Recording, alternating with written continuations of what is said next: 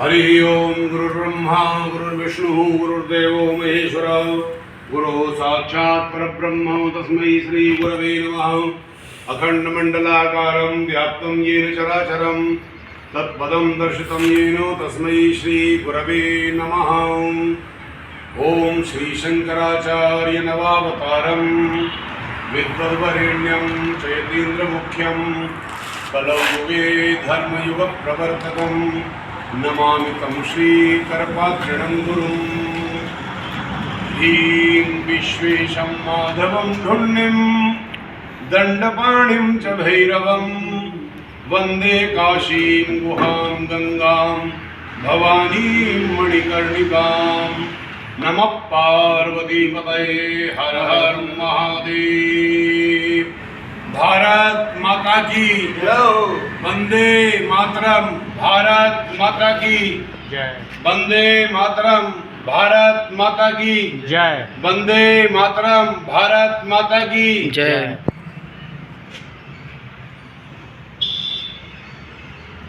हम श्री पीठम के परमाचार्य आचार्य प्रेम नारायण शर्मा धर्म संघ दिल्ली श्री स्वामी नागेंद्राश्रम जी महाराज के यहाँ जगतगुरु शंकराचार्य ज्योतिष पीठाधीश्वर अनंत श्री विभूषित परम पूज्य प्रातस्मरणीय स्वामी श्री माधवाश्रम जी महाराज के परम शिष्य और स्वामी श्री कृष्णदाश्रम जी महाराज के प्रपौत्र शिष्य स्वामी श्री नागेंद्राश्रम जी महाराज के यहाँ उनके तुसियाना नॉलेज पार्क 5 शिव मंदिर गौशाला गुरुकुल के क्षेत्र में विराजमान है।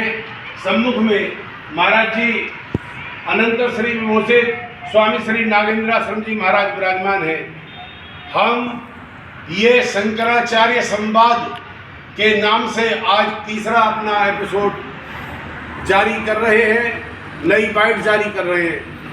भारत के सम्माननीय प्रधानमंत्री जी, भारत के सम्माननीय गृह मंत्री जी, उत्तर प्रदेश के मुख्यमंत्री श्रीमान योगी आदित्यनाथ जी एवं अखाड़ा परिषद के अध्यक्ष श्रीमान रविंद्र पुरी जी महाराज और सभी संत समुदाय के, सभी शंकराचार्यों के, सभी संतों के, सभी अखाड़े के महामंडलेश्वरों के, सभी जनता जनार्दन के तथा सनातन धर्म अवलंबी जितनी भी जनता है उन सबके श्री चरणों में कोटिशा नमन, अभिनंदन, वंदन।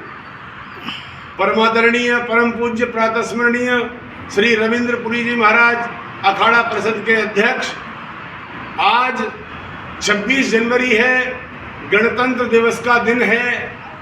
इंडिया गेट से लाल किले तक दिव्य भव्य भारत सरकार के द्वारा जो गणतंत्र दिवस परेड का आयोजन किया गया है, आप सभी को 26 जनवरी की गणतंत्र दिवस की हार्दिक साधुवाद, धन्यवाद, बधाई। पूरा देश मंगल में हो, पूरा देश खुश हो, खुशहाल हो, राम राज्य की परिकल्पना साकार हो। इन्हीं बातों के साथ में कहते हुए हम श्रीमान रविंद्र पुरी जी अखाड़ा परिषद के अध्यक्ष परम पूज्य गुरुदेव आपको संबोधित करते हुए इस तीसरे एपिसोड में शंकराचार्य संवादम इस विषय में अपना तीसरा वक्तव्य जारी कर रहे हैं। ज्योतिष पीठ के शंकराचार्य स्वामी नागेंद्राश्रम जी महाराज हैं, कृष्णबोधाश्रम जी महाराज की गद्दी के माधवाश्रम जी महाराज और वर्तमान में स्वामी श्री नागेंद्राश्रम जी महाराज। मैं श्री पीठम धर्म संघ का परमाचार्य आचार्य प्रेम नारायण शर्मा ये वक्तव्य आज जारी कर रहा हूँ। देखिए, माघ मेले में जो होने वाला विवाद है हमने सुना है, वो शांत हो गया है। आदरणीय मुख्यमंत्री जी की और श्रीमान स्वामी श्री परम पूज्य प्रातस्मरणीय अमृतेश्वरानंद जी की फोन पर बातचीत हो गई है, ऐसा हमने सुना है। बंधुओं, बहुत अच्छा संकेत है। सनातन धर्मावलंबियों, सनातन धर्म के मानने वाले लोगों, भारत की जनता जनार्दन, समस्त हिंदुओं, देखिए लड़ने से कुछ नहीं होगा। एकता से, सब लोगों के संयोग से, सब लोगों के सहयोग से भारत प्रशस्त होगा, धर्म प्रशस्त होगा, अध्यात्म प्रशस्त होगा, योग प्रशस्त होगा और शिक्षा दीक्षा इत्यादि सभी व्यवस्थाएं भी प्रशस्त होंगी। आज 26 जनवरी का दिन है। किसी कवि की कविता मुझे याद आती है, मैं उसको उद्धृत करना चाहता हूं कि पतझड़ों से लड़ो तुम अमन के लिए, मौत से जा भिड़ो एक वचन के लिए। क्योंकि राम राज्य की परिकल्पना में यही है, प्राण जाए पर वचन न जाई, रघुकुल रीत सदा चली आई। इसलिए पतझड़ों से लड़ो तुम अमन के लिए, मौत से जा भिड़ो एक वचन के लिए। धर्म के वास्ते खून बहाओ मगर कुछ लहू रोक लो इस वतन के लिए।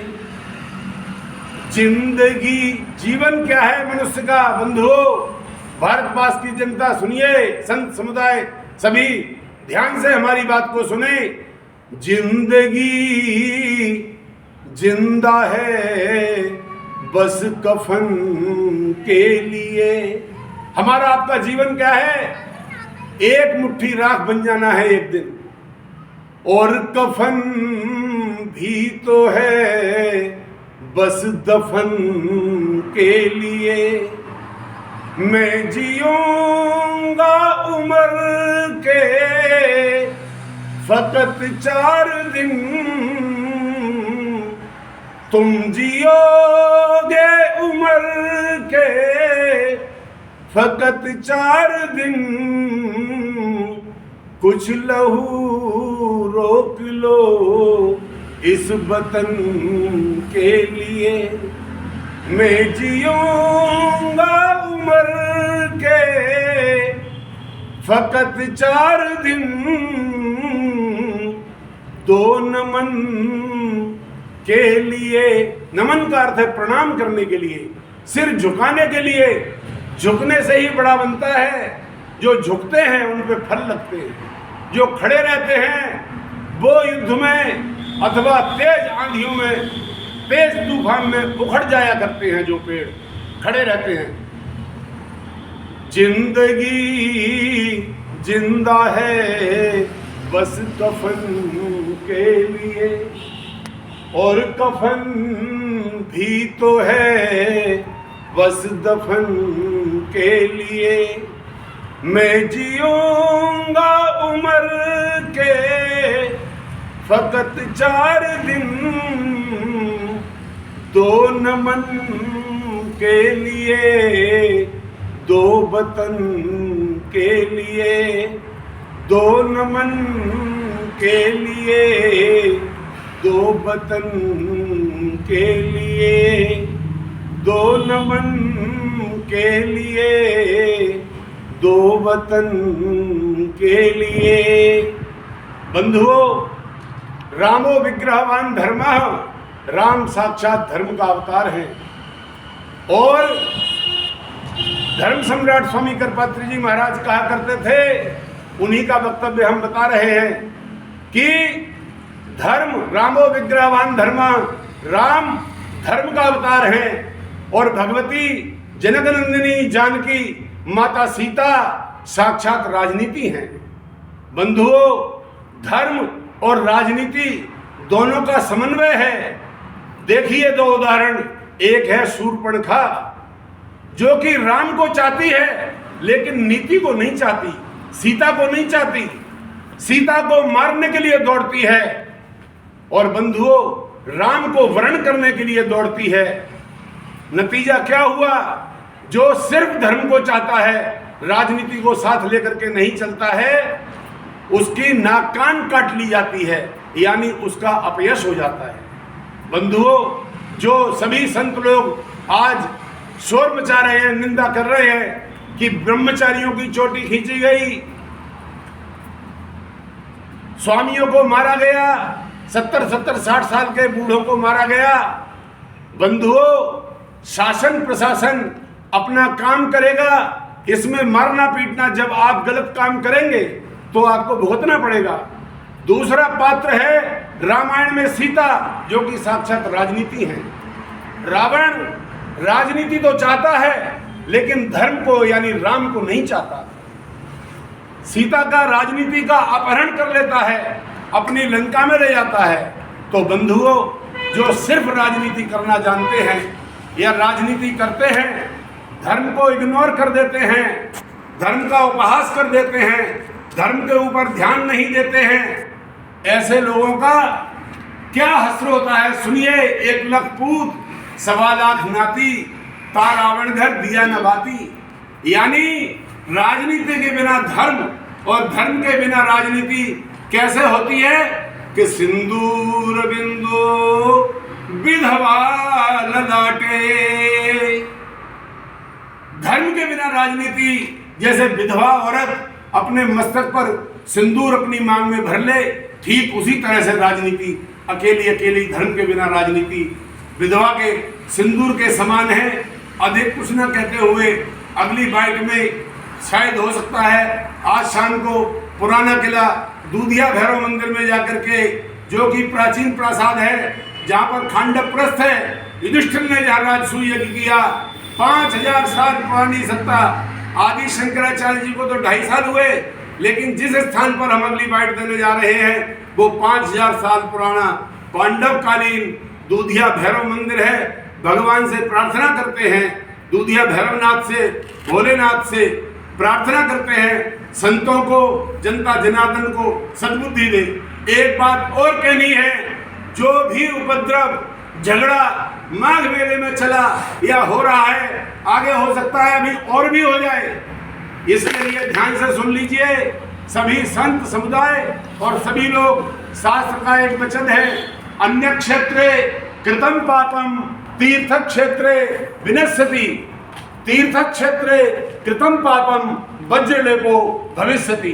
अगर तीर्थ में जाकर के, त्रिवेणी जैसे प्रयागराज तीर्थ में जाकर के अगर माघ मेले में उपद्रव, अशांति, देश में भड़काने की भावना इत्यादि पैदा करोगे तो कहां जाओगे नरक में, ये सोच लो।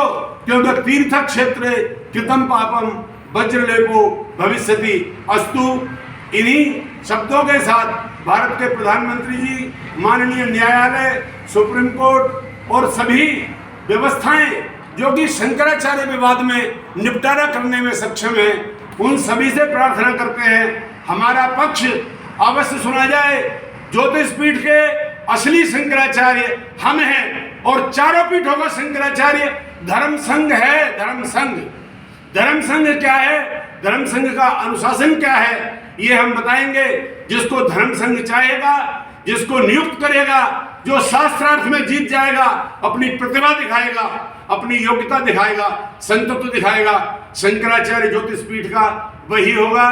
मुख्यमंत्री जी, आपका बहुत बहुत धन्यवाद। हमारे गुरुदेव की सेवा में आपने सिक्योरिटी दे रखी है इनकी सुरक्षा के लिए। दुनिया के लोग, दुनिया के संत महात्मा, पता नहीं कौन कौन जो अपने आप में बने हुए हैं, यहाँ इस आश्रम पर तुलसियाना नॉलेज पार्क 5 में शिव मंदिर गौशाला गुरुकुल पर कब्जा करने के लिए, अगर आपने योगी जी सिक्योरिटी इनको प्रदान नहीं की होती तो शायद गुरुजी यहाँ नहीं होते और इस आश्रम पर आतताइयों का ही कब्जा हो चुका होता। बंधुओं और परम पूज्य गुरुदेव आदरणीय रविंद्रपुरी जी महाराज, हमारी प्रार्थना को सुना जाए। आप सर्वोपरि हैं, वरिष्ठ संरक्षक हैं, धर्म के ध्वजा के बाहर के, आपका ही सहारा है। हमारे इस कार्यक्रम में, इस बात में हमारी बात को सुनिए। धन्यवाद। नमः पार्वती पतये, हर हर महादेव।